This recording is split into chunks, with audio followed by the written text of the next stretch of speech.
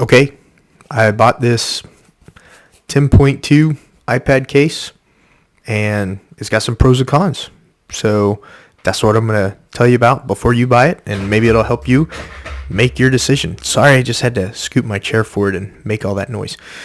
But let's get right into it. Con number 3 on this iPad case is I should have bought a brighter color. And the reason I say that is if I leave it laying around the house and stuff, or throw it on like a pile of clothes that I haven't folded yet, then it disappears. So if I had a brighter color, then it wouldn't disappear as much. Does that make sense? I should have bought one of the brighter colors. Just a side note.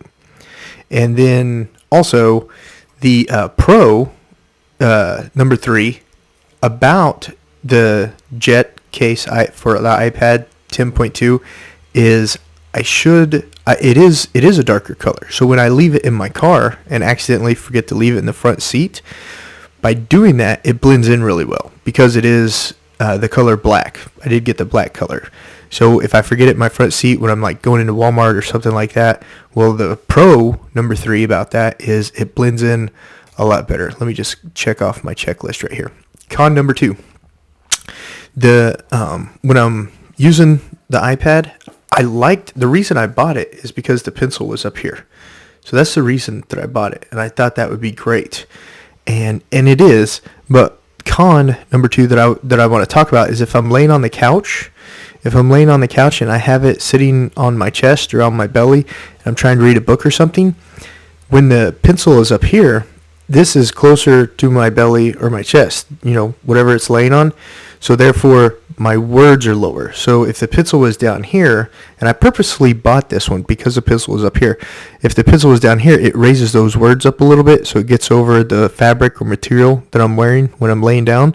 So that's con number 2, the pencil being up here. But pro number 2 is that the pencil is up here. So I like that because I want it to be easier to grab. I don't have to, like if I'm editing a video or something on my iPad, I can easily just reach up and pull it out without having to move the iPad. Whereas before on another iPad holder that I had, the pencil was down at the bottom.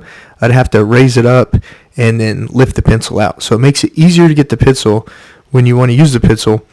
But the con is it lowers, when you're reading a book, it lowers the book closer to the fabric. Does that make sense?